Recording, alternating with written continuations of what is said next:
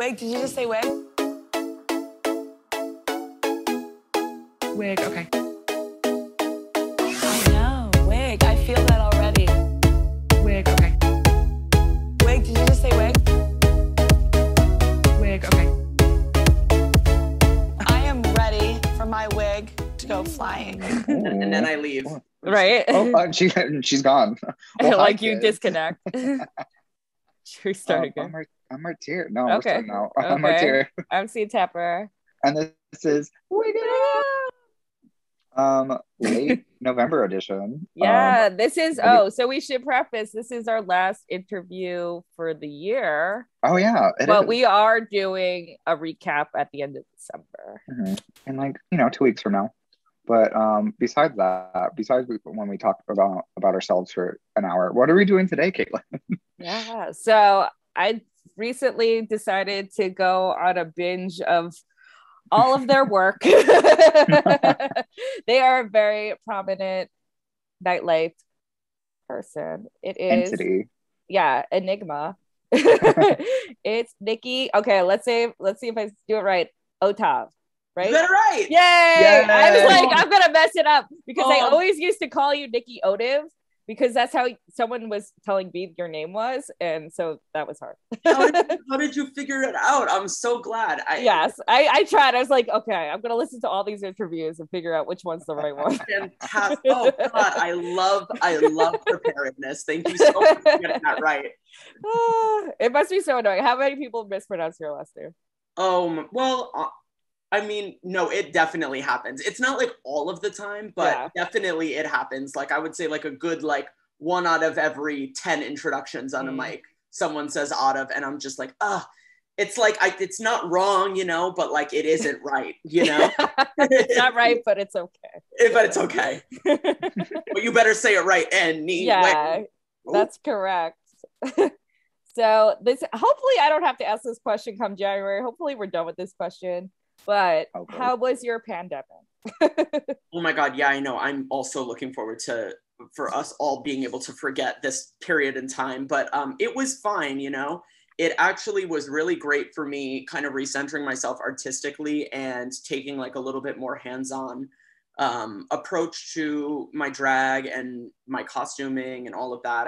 I taught myself how to do a lot of things I was never involved in as far as like putting myself together and also just taking an even more hands-on approach to producing my events because I still threw some events during when it was finally safe enough to come back out. But obviously you had to be a lot more hands-on with dealing with safety precautions and all of that. So I don't know, I think I became a much more thoughtful producer and also a more thoughtful performer, like because I had the time to really think the details through. It was fun. I mean, I feel, because I read some of your interview, I feel like you were pretty productive, which is good. I did a lot, and I never stopped working during it. So it was I never stopped working. So it was fine. It was really busier. It was busier than normal times. Somehow I'm just like such an anxiety ridden person that if I'm not like creating or doing something, I just like absolutely get lost. So that's the only way that I stayed sane, was just like really keeping myself busy. That's good. That's good for your mental health. Yeah. As long as you didn't feel like burned out. No. Yeah. I kind of like proved to myself that I can never stop going. Yeah. That's a good thing or not, but like you're like a one-woman production, I feel like. The production value went drastically up during the the panini, the Panera bread. The Panera really, yes. She honestly, she did me one good, girl. So we're gonna start from the beginning. You are a LA kid. What was that like growing up in Los Angeles? Yeah, I'm from California. I'm from Los Angeles. I grew up in an area called Silver Lake, which is a really cool little sort of like liberal little town that was a neighborhood. And then I moved closer to Hollywood around middle school. And then for like the rest of my time in Los Angeles was really like a Hollywood and downtown Los Angeles kid. And I was like, started working in nightlife out there prior to moving to New York, which is kind of like how Nicky Ottav like became a thing. I've only ever been called that like even before I was doing drag. I like never really gave any thought to changing my name when I did start doing drag, because I've always been Nicky Ottav, and like what you see is what you get. But yeah, I'm like a very proud Hollywood girl. Yes. That must have been interesting. Hollywood is a weird area. It must have been interesting growing up there. It's a weird place, and honey, I knew like the weirdest of the weirdos. Yeah. And so I really kind of like came up around people who were like way older than me, going out in Los Angeles, like first when I really didn't have a fake ID, to like warehouse parties in sort of like in warehouses that were used like during the day for like food storage, just like really random places that someone convinced to give them the space for the night, and they would throw like twerk bounce parties there basically. Oh my God. So I came up through like the twerk bounce music scene in Los Angeles, and I was a bomb twerker for a minute there too. And I was just like always the kid that was the most willing to just get up on the speakers and like twerk on it, and that's literally how I got noticed and ended up being like working in the club scene and finally getting that fake ID and working in clubs in Los Angeles. So they were like, she just loves to have a good time. How old were you?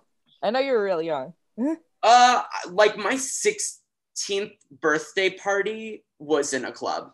So like my late 15th year is when I was like really at those raves, those underground raves. And then by 16, I was like working like at least once a week in clubs in Los Angeles, masquerading as if I was 21. So it's been a long time, bitch.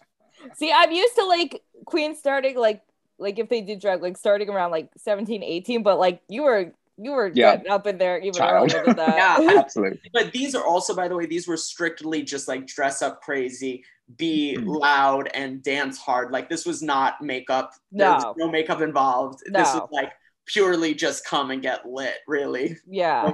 I was young. That sounds like a good time. I wish I was there with you. But I now have spent like over a third of my life like only ever working in nightlife because of getting my start back then. So like I'm very used to just being in a party atmosphere for a job. You're probably used to like screaming very loudly so people can hear. It's carried into my day life, can you tell? Absolutely. So how did you end up in New York?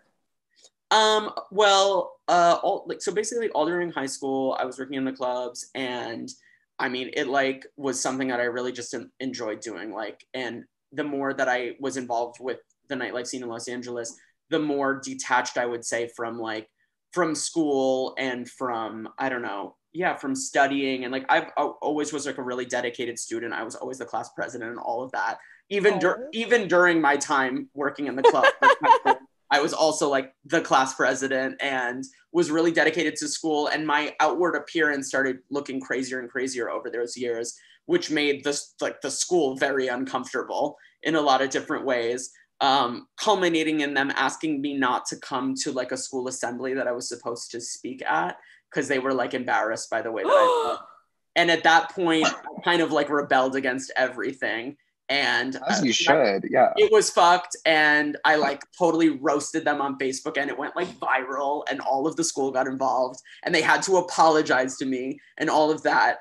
But that came at like a really perfect time because I was like already feeling this real like the like dichotomy of my life at that time between working late at night and then being this really dedicated student. They were not really overlapping anymore. And the part that was giving me my life, that was really exciting me, was being involved in nightlife.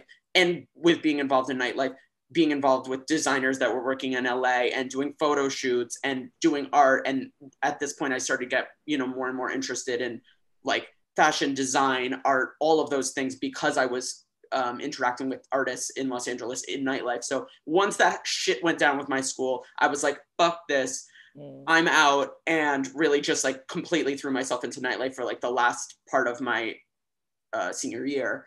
And I knew that I was really going to need to go to college because my parents really, really wanted that. Neither of them were really able to go to a good school, whatever, and that them being able to like send me to college was something that they were really proud of. So I knew that that was going to be an option, but I was like, wherever I go, it's going to be the most lax option for me. And it really has to be in New York. I was obsessed with Party Monster. I was a club kid in LA, but that wasn't really that big of a thing at the time. And I was like, that is who I'm going to be. I got to go and get me a piece of that action. So I applied to schools, and I only applied to one school. I was like, if I don't go to NYU, I don't want to go to any school, because I wanted to go for art, and they seem to have like a really hands-off approach to schooling. And at this point I was so not into academia. So I was like, this seems like the right place. I only applied there. If I didn't get in, I wasn't going to go to college. I was just going to have to disappoint my parents, but I did get in. And so that's how I ended up in New York. And immediately going to school here, I ended up immediately like going out and partying, and then immediately working. I actually landed my first gig literally just walking down Christie Street, and a bouncer outside of the box in New York just asking me if I had any obligations on Tuesday nights. And I said no. And he said, all right, well, here's my card, call me and come in for a meeting. And like that week, I ended up working at the box every Tuesday. So it just happened, like it was fate. I was meant to do this. Literally, damn, Jesus that's like Christ, some yeah. divine intervention. I could Like- listen to these stories all day. This This is is fascinating. Well, I was thinking of you, Martyr, because I know Nicky's story is kind of similar to yours a little bit. I also went to NYU. That's how I got Oh, here. word. Yes. Yeah. Where I also felt completely out of love with them too, but that's Oh yeah. I was never in love with them. I was I thought I was gonna find my place there, but like yet again, my place is in the streets, you know? My place is with the people, okay? Not the institutions. So I'm obsessed with that bouncer story, because that reminds me of like James St. James, and you said you love Party Monster so it's much. very that vibe. It's very that vibe. We have a Right. lot of similarities. I ended up kind of becoming friends with him, and I did his show when he had his makeup show. And I ended up finding out he lived in the same dorm that I ended up living at NYU, on the same floor. So like, and like, yeah, like there's a lot of like, I don't know, I feel a deep connection with him actually. That's my soul sister. And at the time I thought that all I wanted to be was the like second coming of James St. James. And it kind of worked out, but I'm so glad that I found other things too, because you can only take that club kid shit so far. But it was a good time. It's true. Well, during this time you had a documentary made about you, which I didn't know about. It is called Club Kid. Yeah, it's literally called Club Kid. I am very upset I can't find it online. It has been scrubbed from the internet. Why? Because the two people that produced it ended up going on to things that weren't documentary filmmaking. One of them is Christian Coppola, who is now like directing short films that are not like non-documentary. They're like narrative that he writes and directs.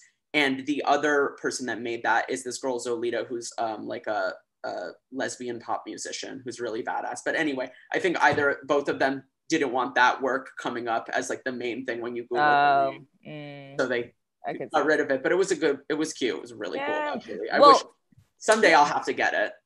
Honestly, I'm mad because like I wrote an article for WERRRK.com about all the like drag documentaries, because I really got into that during quarantine.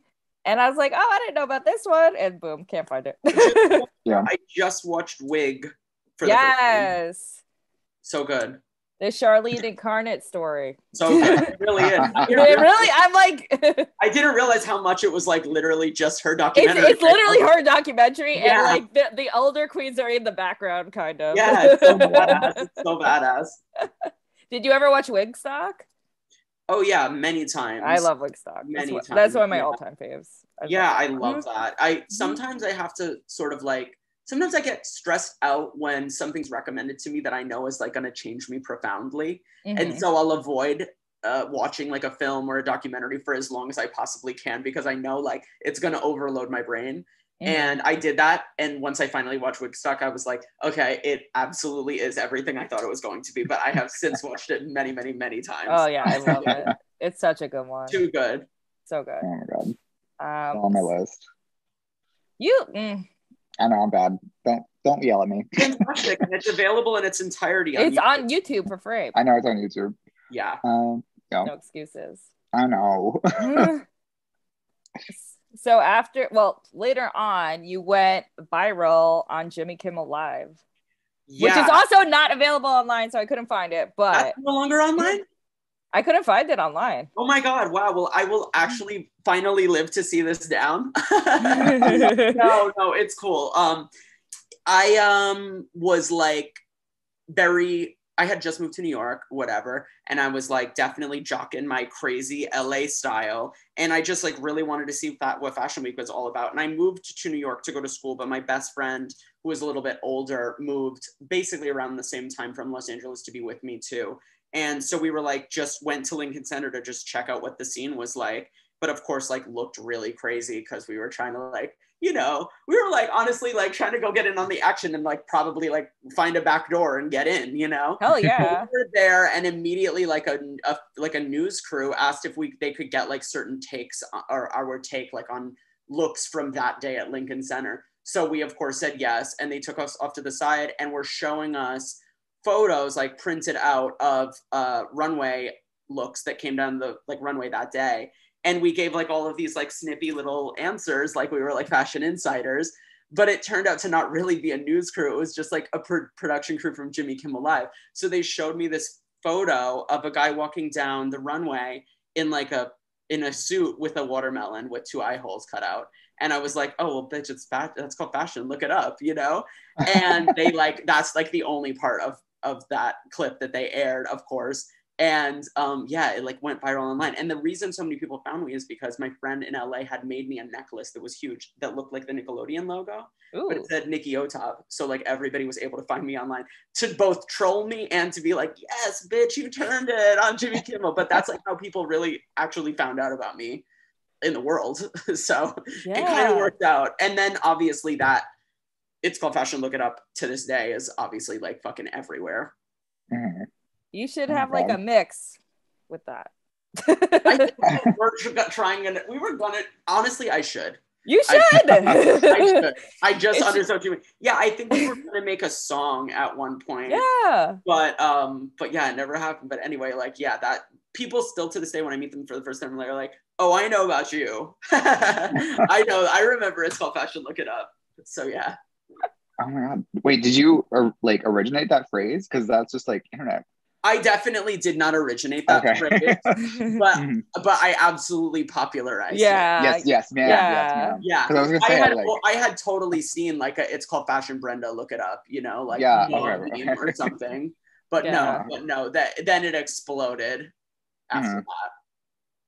Yeah, and then you kind of like got into the fashion scene through that, which is funny because you were trying to break into it. It is that day.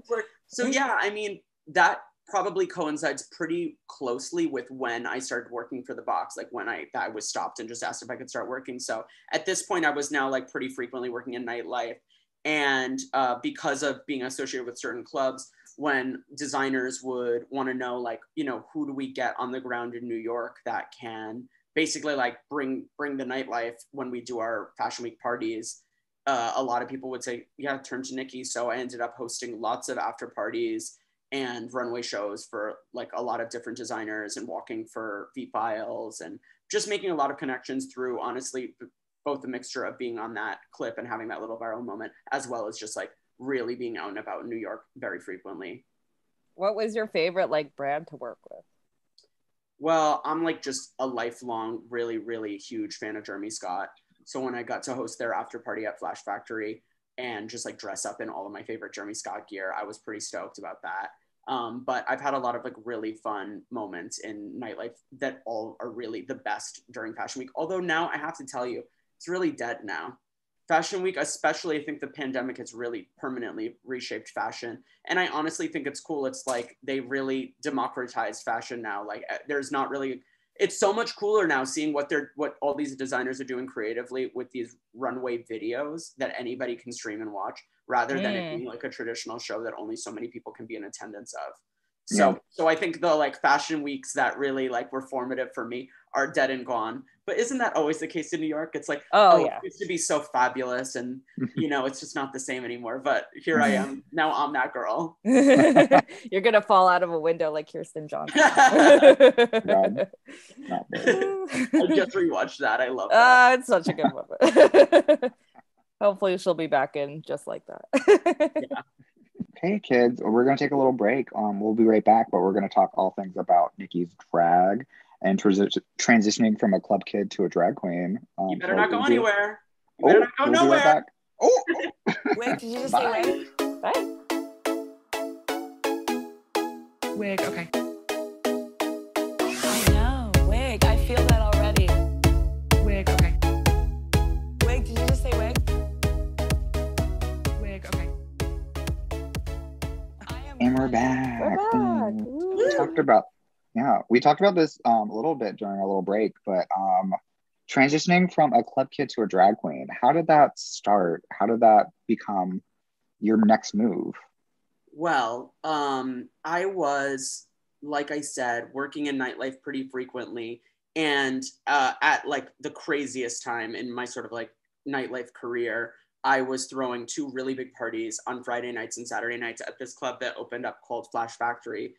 And at the time, they gave me a really long leash and sort of like a discretionary budget. So I was booking like 60 of my friends to work these parties a week, like 30 Friday night, 30 Saturday night. And it was just like absolute mayhem. The looks, there was always a theme. Everybody really did crazy looks and everything was free. It was really giving like Limelight. It was really and we were like this like little family, and it was so great until the club's checks started bouncing. And all of these people who were my friends were now suddenly like, what the fuck is going on? Like, my check bounced. They're like, I have like an overdraft fee. It all went to shit when the club's finances went to shit. And it put me like on the spot because obviously it had nothing to do with payroll, but I was the person that was their contact. And it was so dispiriting that I got everybody paid. We stopped doing it. And I was so traumatized from having like 100 texts a day from people needing their money, who I thought would be a little more understanding with me since we were friends just outside of me being a check to them. Well, it turned out they maybe were like fast friends that weren't really like real true friends, with obviously some exceptions. But it was just like a really traumatic time, honestly, because I felt like I lost a lot of relationships in one fell swoop for something that I really wasn't involved with, you know?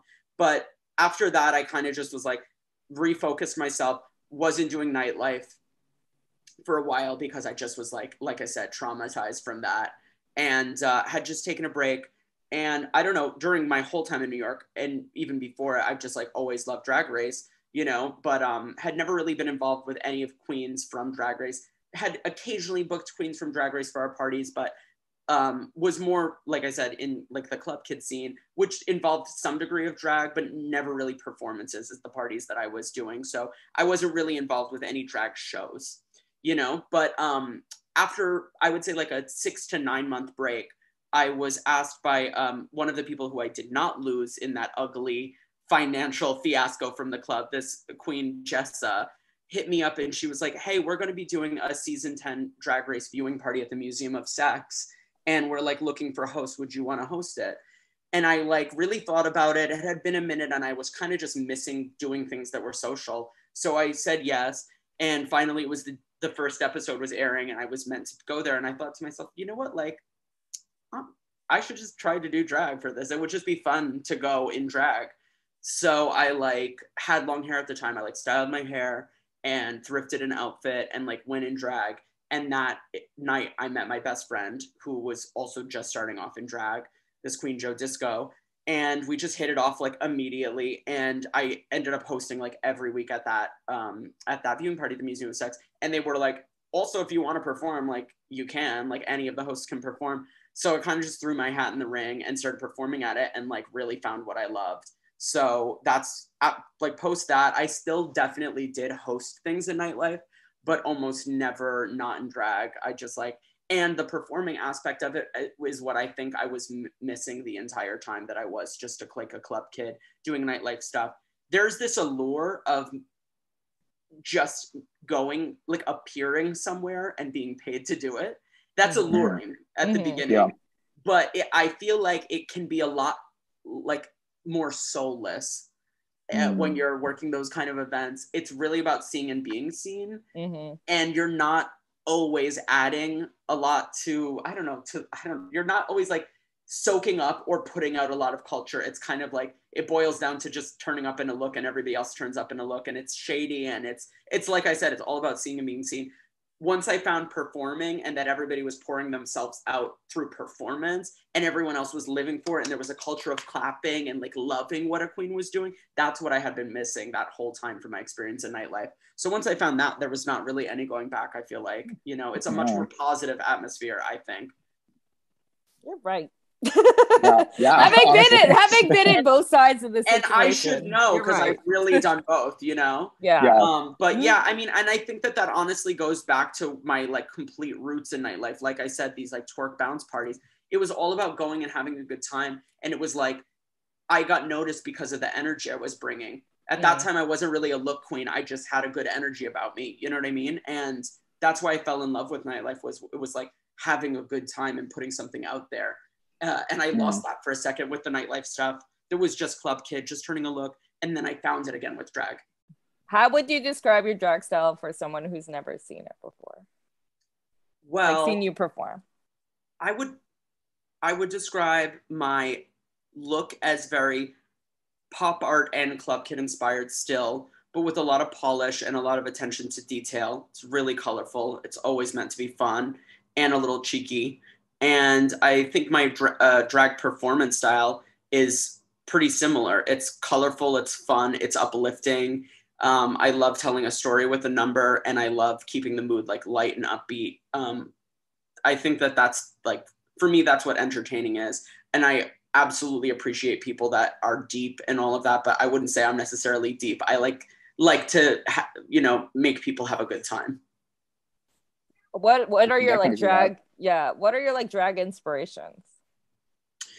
I mean, I love divas. I'm fully a diva worshiper. I mean, I don't really know any drag queen that isn't. So I don't know if that makes me specific, but I've always loved pop stars. I was a huge Gwen fan. Yeah. Always. I was like, I'm a 90s baby. And I'm also really inspired by I am heavily inspired by art. I love bringing in art history references into my drag, and I love the beat of New York, and I love like all things New York. So it's always got like an sort of like urban flair to it. I have like a lot of graffiti in my looks. I just, I'm like, I guess that's like the club kid roots. It's like, it's always like, it always feels pretty New York. I think my drag, I hope that my drag feels like New York. It does. Definitely. I would say so. Yeah, I would say so. You recently did a Warhol look, right? You did for Halloween. Oh yeah. That's I transformed into like his Marilyn Monroe portrait and the portrait of the banana from the Velvet cover. Honestly, that is probably the most. I would say that the look that I did for Halloween this year is like the most. I don't know, indicative of my drag style overall. Gotcha. It's not really female illusion. You know what I mean? It's it's like art illusion. Yeah. Yes, I love that. Yeah, 100%. There's very few queens who do that, so I like that. So you've also kind of transitioned into like a drag show producer. You've done like a lot of events with $3 Bill and Come On Everybody. There's very few like people in nightlife, I feel like, who produce who also perform. So how did this all happen? Well, lately I've been throwing lots more events that are like simply tributes, and that's only because for years now I've been throwing a drag competition at $3 Bill called Read My Lips, that where queens compete for like a sort of big cash prize, and it's all voted by the audience in a single night, which was created to be sort of like a foil to the drag competitions where a group of queens have to come back week after week after week to compete and finally win the prize. I was like, I want to simplify this and put up a big cash prize for one single night. So we've been doing those for years. Those are always some of our most popular events. Our last one, our Read My Lips Dua Lipa, was our most attended one ever. So those are wonderful and I love them. I'm really passionate about also giving, bringing a stage for people that don't like often have the opportunity to perform for like 400 or 500 people. So I love doing the competition and I love sharing that spotlight, but I generally don't perform at those because there's simply not time for it. It's so crazy when you go. Yeah. There's simply no time for me to actually perform during them, especially when I'm also running so many different parts of the event. But I really missed that. So we developed this relationship post-pandemic with Come On Everybody. I was asked to guest perform for a lot of different shows there, and I love that venue. It's in Brooklyn, and it's like a much smaller venue than $3 Bill, but they have just like such phenomenal resources. They have great lighting, they have great sound, their vibe is so sweet. They're really sweet queer people, and it's just like, it's a true definition of a home bar.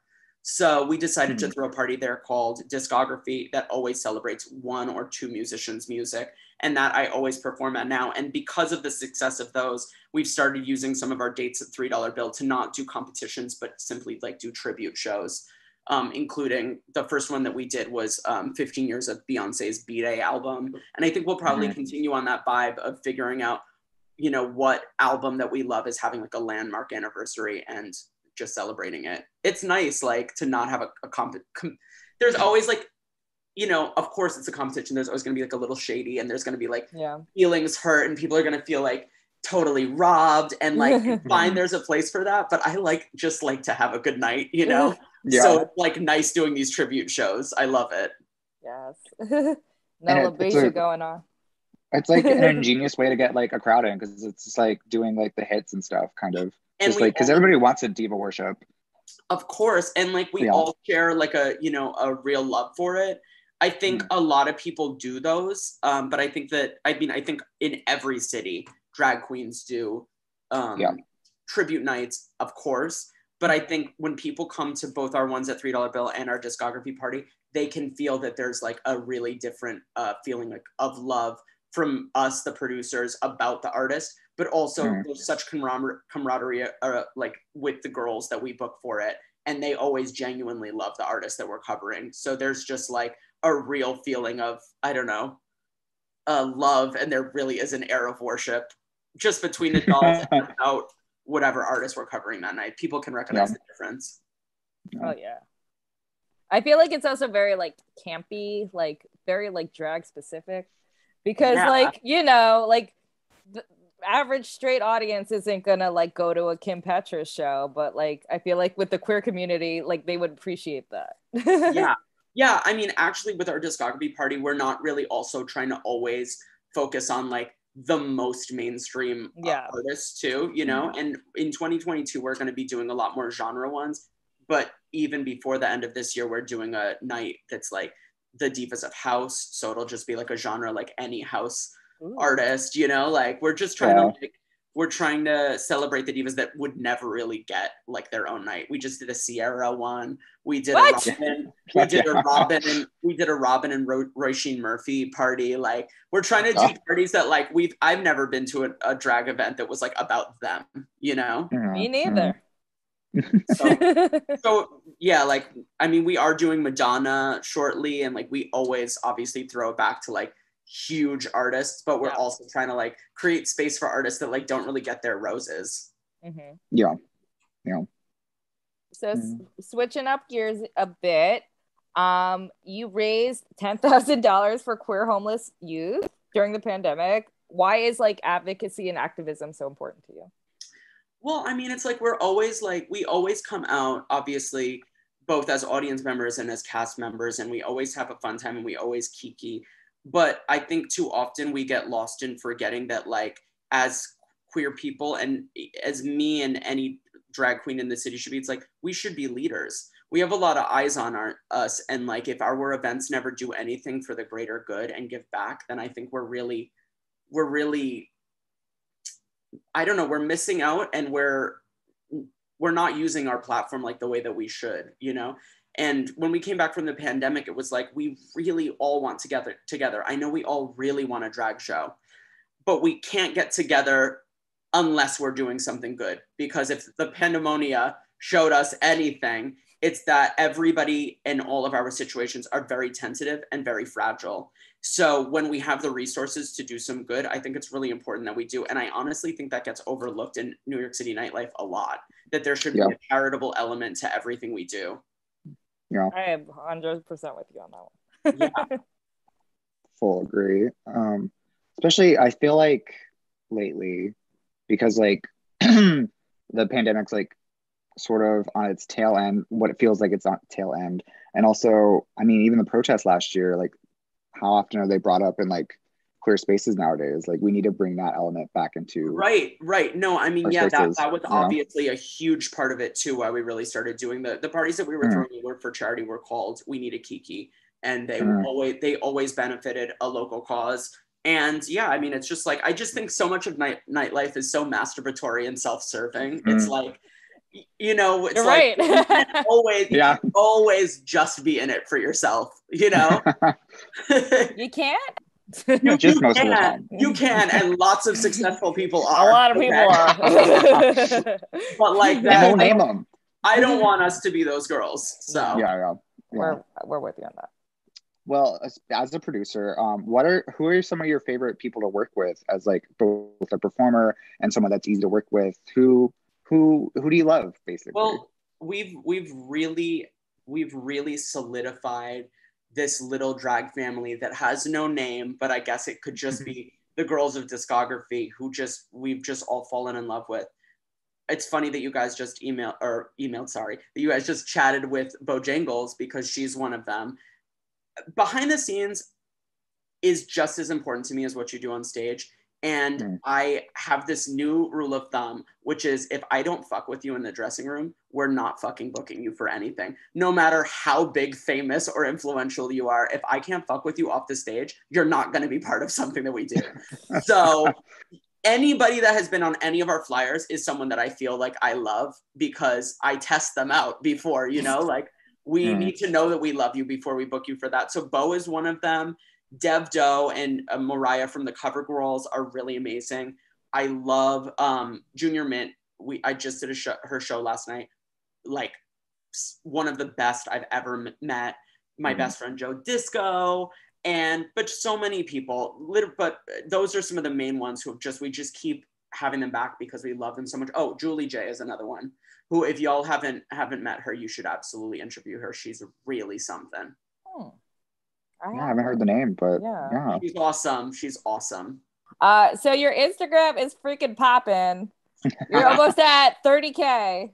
Oh my God, girl. And you have some very prominent people following you. What is that like? Most prominent. You know what? When I die, my headstone will read, Rihanna followed. Okay. Probably the most significant achievement I will ever have in my whole life. And I really hope that day never comes when she says, who the fuck is this that I'm following? Unclick. But she lives for the dolls, so I don't think it will.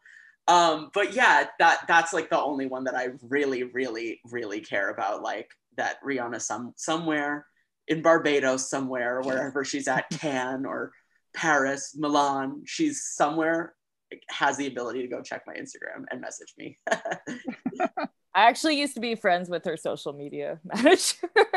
I'm surprised that there is one because obviously if at the time that she managed her social media, I'm sure I would have never gotten the follow. Yeah. So I am very proud of that, and we'll go to my grave being proud. As you should. Wait, what Olympian follows you? You know, I sent that to you. I wrote that a minute ago, and I think I had just... Is it like Adam Rippon or someone? No, I'm genuinely trying to think about that right now. I had sent you like a bio that I just recently wrote for someone for a casting, and I genuinely, I could not remember who it was. But at the time, I think I just got a follow, and it's someone with a blue check mark, and it said Olympia gold medalist. But I don't know. It's not like a cool one of the cool gay it's ones. Just like a someone random Olympian is in the Olympics follows me. That's fine. Rihanna's enough. Yeah, I'm sure other people will follow you too. I did cocaine with Shaun White one time though. How was that? I was just thinking about that the other night at the box. Of course, at the box. Of course. Yep. Where else? Oh my god. Where else? Oh my god. That's really funny. That doesn't surprise me at all. Stories of my youth. Yeah, right. Oh god. I think for our last topic before break, please tell us about Meltdowns by Nicky. Your custom fashion. Well, I'm so interested. Meltdowns is basically my painted fashion work. But in 2022, I'm gonna breathe new life into it, and it's gonna develop into other sort of areas of commerce, specifically like housewares because I'm like very passionate about my interior design too. My house looks just about as crazy as my Instagram does. So, but yeah, Meltdowns is basically like my one of a kind, like custom painted leather goods and faux leather goods, whatever. Like I paint accessories, paint a lot of jackets, and I paint myself a lot of outfits too. Leather painting is what I do basically as a day job. So Meltdowns is kind of my archive of all of my painted work for clients and lots of commissions. If you look at the Instagram right now, it looks so stale, like I haven't done anything in forever, but I've just been too busy to update it. I'm always working on projects and always painting stuff. In fact, I'm just about to begin a jacket for a really poppin' new actress who I shall remain nameless until I can release this work, but I'm painting her an epic trans Birth of Venus on the back of her leather jacket. She's an awesome trans actress, and so she just commissioned a trans Birth of Venus jacket, which I think is so cool. I'm gonna ask you who it is during the break. Yeah. That sounds gorgeous though. I'm very excited about that. Yeah. Yeah, we've actually also done stuff that has yet to come out for Bob and Monet. I think that they may even be making an appearance on a future Drag Race season. I feel like since we made them and I never saw them, I think that. Well, I know some tea about that. All right, well, when we go to break, we're about to be spilling off. There's gonna be a lot of Kiki off break. Sorry, y'all. Sorry, y'all. And on that note, I think we should take our second we'll take the break so we can actually I think so too. Yeah. Right. We'll be right back, kids. Bye. Wig, okay. I know, wig. I feel that already. Wig, okay. Wig, did you just say wig? Wig, okay. I am ready for my wig. And we're back, kids. We're back. An actual break. Aren't they lovely? All right. We're just going to go through our regular wrap-up questions. I like these questions. They're like softballs, but they're like kind of fun. But we always get a different answer. That's why. Yeah, we do. We do. We do. Caitlin's question, her favorite question, my least favorite question. This is my. It's one of them. You can go. I know.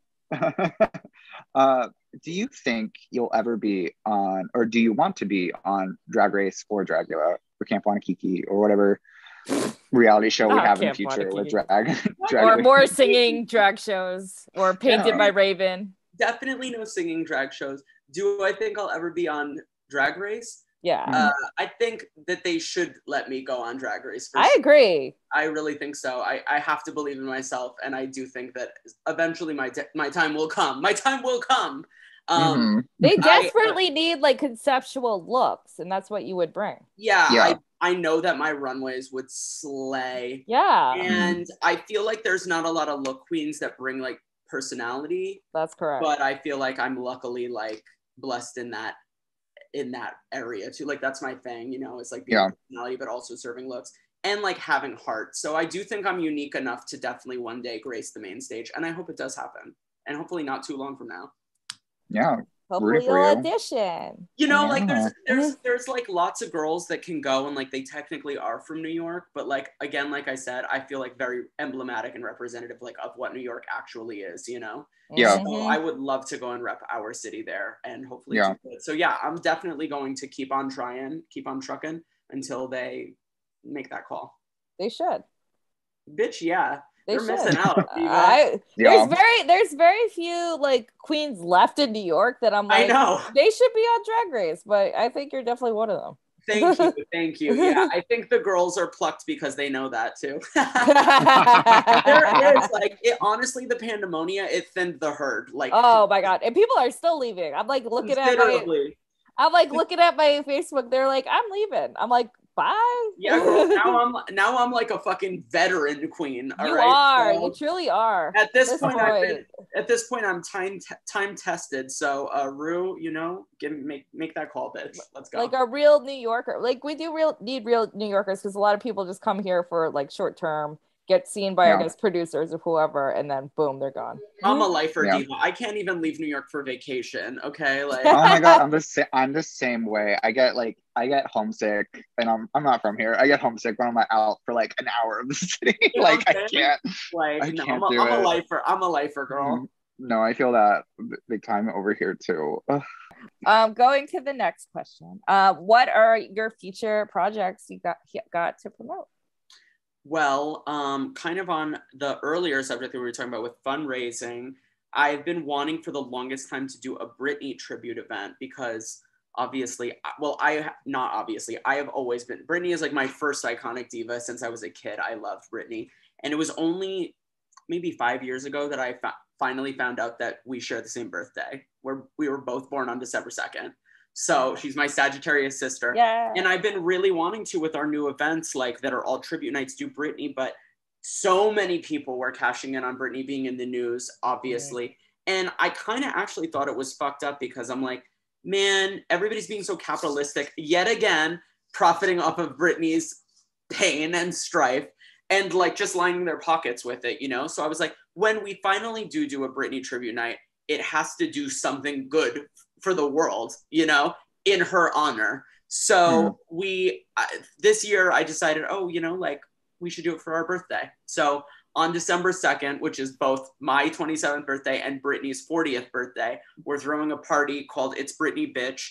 It's a benefit show with over 20 queens, all performing Britney's hits. And all of the proceeds from the event are going to be evenly split between Fund Texas Choice, which is an organization helping women in Texas get access to abortion medical care that they no longer can access in the state of Texas. And the other organization will be Glitz, Gays and Lesbians Living in a Transgender Society, who provide housing and work opportunities for trans people of color here in New York City. So it's both local and also for Texas. Yeah, you guys have to come. I'm coming. Oh, yeah. I'm coming. Definitely going. I'm going to the Britney one for sure. For sure. Perfect. Yeah. I live down the street from $3 Bill, so there's no excuse for me to like not show up to anything. No, you absolutely have to. And I would tell you guys that I would put you on the list, but we're not even doing one because everybody has to help these charities. Well, yeah. I would want to give to charity. So yeah, it's going to be a good thing. It's going to be a good thing, but I will save you both a merch bundle. We're doing merch bundles for the VIP tickets, and I will put 2 bags aside for y'all. Oh, thank you. That's so sweet. Of course. I can't wait. I'm excited. I will be traveling with some performers over there, so it'll be okay. So what is the best advice you've been given in drag? This is a hard one. I'm stumped. I don't get a lot of advice in drag, honestly. I didn't really have like a drag mother, but I do have a lot of drag sisters. I think the best advice that I've gotten is from my best friend, Joe Disco, who's with me 24/7 and often acts as my assistant on gigs that I'm going out. And she knows I get all in my head and I get, tremendous stage fright. Despite having done this so long, I'm always nervous to go out in front of the audience. And she always tells me, bitch, just have fun. Like when you look like you're having a good time, Nikki, generally speaking, everybody else is also having a good time. So that's probably the simplest, but the best piece of advice I've gotten. It's true though, because the audience reacts, like they know if you're being real or not. The audience reacts to that. Yeah, 100%. There really is so much talent in New York, and oftentimes, I mean, the lineups that I put together are such incredible people that it's like, there's like nothing I can do but compare myself to them. But Joe just reminds me, it's like, listen, you're your own queen, and if you're having a good time, they are too. Yeah, dude. And you're always a good MC, and the world needs more of that. I try to keep it quick because I hate when the MCs go on way too long. Okay, it's not. No one is here for that. And just keep it pushing. Keep pushing, girl. Keep it pushing. I believe it's my turn. Yes. My favorite question. Miss Nikki, can we have the craziest nightlife story that you have experienced? Something something scandalous, something juicy, something unexpected, something legendary. Okay. Something gross. It's something fully traumatic. Okay. Oh boy. That's the best way to start this. It's definitely traumatic. Okay. So I was, there's so many to choose from, but honestly, a new one just popped in my head, and this one's pretty good. I was invited a number of years ago I was living in the dorms, and I got a letter in the mail, and it was an invitation to go to the launch party, the premiere of Gaga's Chromatica. Not Chromatica, sorry. Gaga's Art Pop album. And the Art Pop invitation for the art rave, the first ever art rave that was going to be private, was just an invitation to come to a pier in the city, but it did not say where it was going to be or like any of the details. It was like, basically just come here and you'll have further instruction. So me and my friends went, two other people that I knew that were going to it too. We all dressed up and we went and to this pier, and there was a million little monsters at it. We had to wade through this crazy crowd of fans and finally got to the pier, and the invitation was actually just to get on a boat, and you still didn't know where you were going. So we finally got on. They checked my ID to the invitation. We got on, we're in. We get on the boat, and the boat just takes us across the water to the Brooklyn Naval Yard, where there was a huge warehouse set up with all those humongous Gaga statues by Jeff Koons. And all these different celebrities. Terry Richardson was there, Carmen Carrera was there, so many other people. And I was so starstruck. It was awesome. And we were like drinking, we were hanging out. And later on that night, the lights dimmed and it was finally time for like her to make her appearance and perform at her album launch party.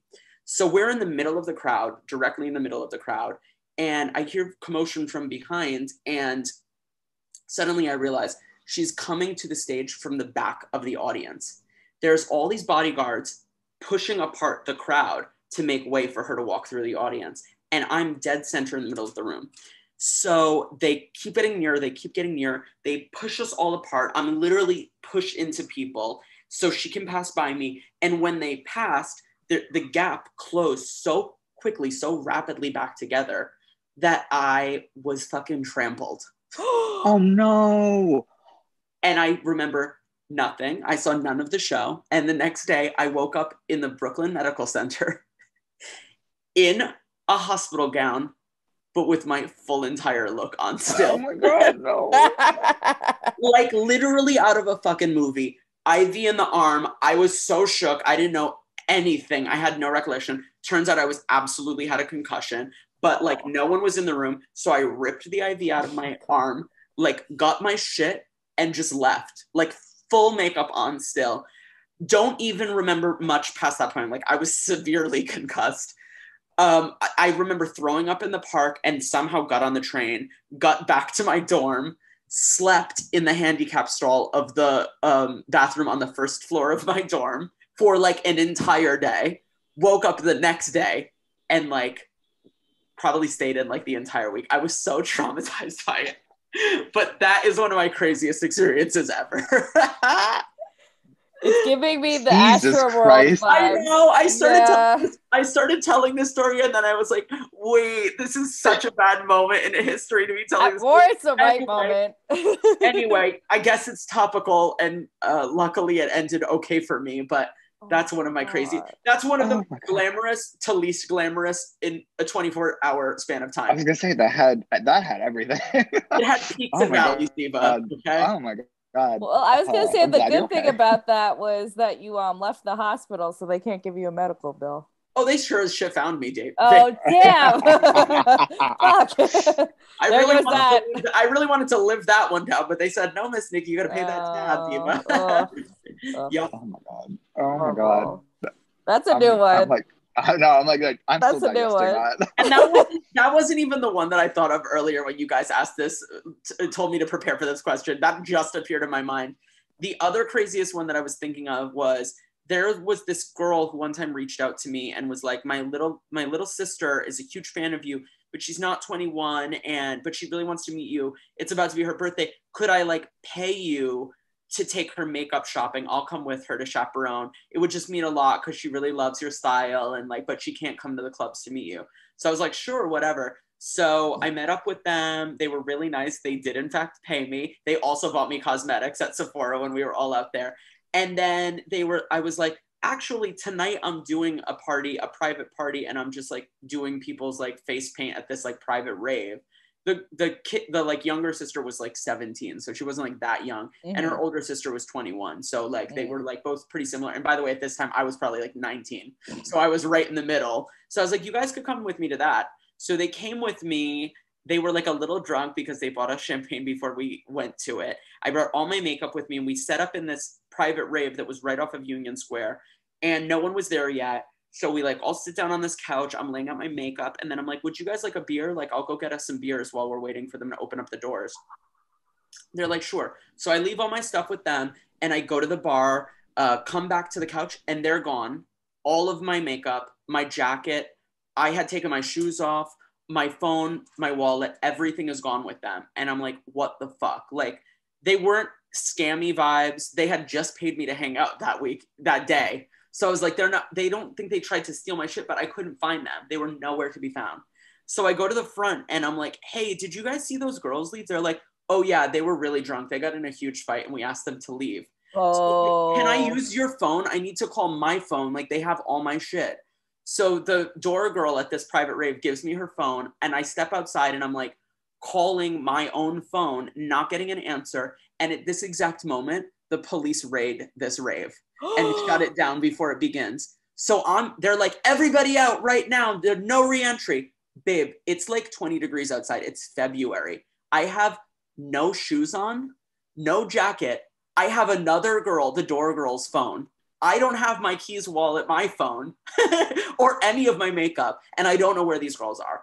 So I'm just like standing around trying to figure out what to do. And the cops are like, you need to get the fuck lost. Like, get out of here. So I just start walking home from Union Square to the Lower East Side with some random person's phone who's like being arrested right now. I'm walking home like literally crying, so cold, like actually like a hobo. And a car pulls up next to me. And these guys, these like menacing looking guys jump out and they're like, that's Jessica's fucking phone, man. What the fuck are you doing with Jessica's phone? I'm like, I'm so sorry.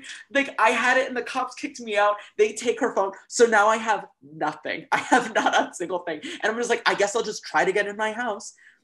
I get home. Luckily, my cousin who I lived with at the time was there. I get inside, still don't have any of my stuff. The next day, they like contact me by email. They're like, sorry, we were so fucking wasted. We have all your shit.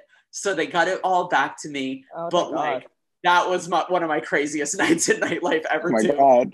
You cannot trust nobody. Okay. That's such a quintessential New York story, though. None of that surprises me. I got it all back, but that was crazy. Yeah. Oh my God. I need to smoke after both of these stories. So I hope one of those works for y'all. We're gonna probably use both. I'm gonna keep both. They're both. Yeah. Oh my God. Oh my God. I love how they're both like tragic, not fun stories at all. Traumatic. But anyway, that's drama. Okay. We love drama. We love the drama. we like stories that are different. So these are definitely different. Yeah. Oh my God. There's only one question left.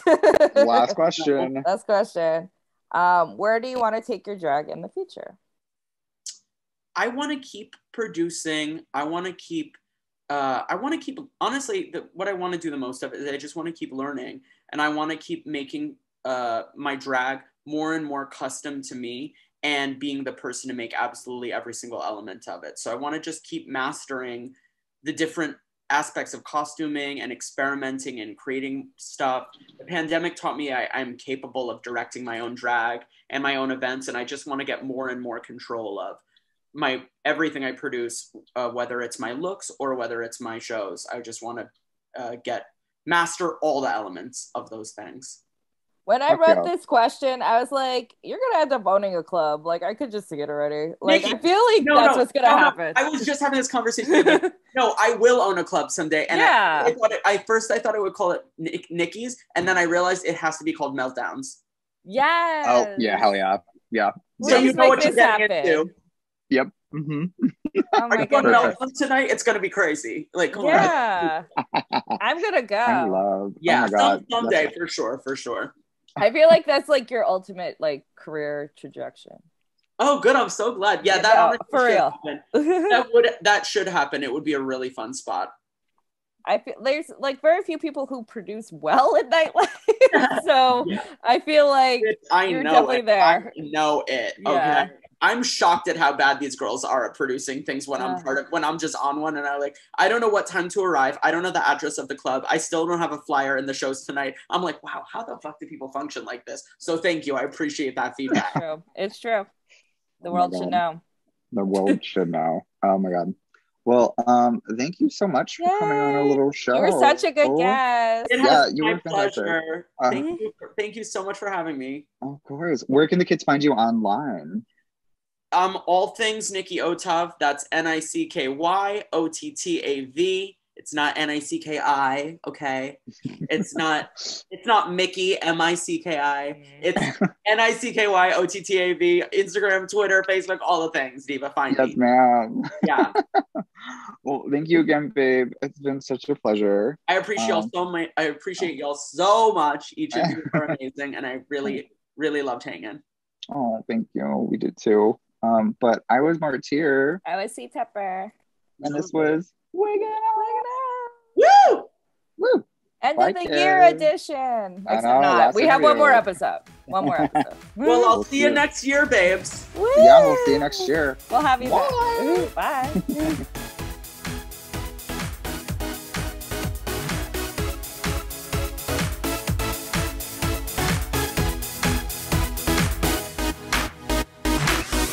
I'm C Tepper. You can follow me on Instagram at CTEPPER and read my book, The State of Drag, where I interviewed 175 drag queens from around the world. All proceeds go to charity on Amazon.com.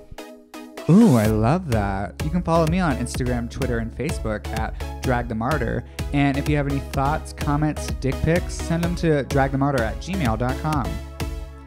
Listen, rate, and review us on Apple Podcasts, Spotify, SoundCloud, Google Play, and Pandora. And catch up with past episodes on WERRRK.com. That's WERRRK.com.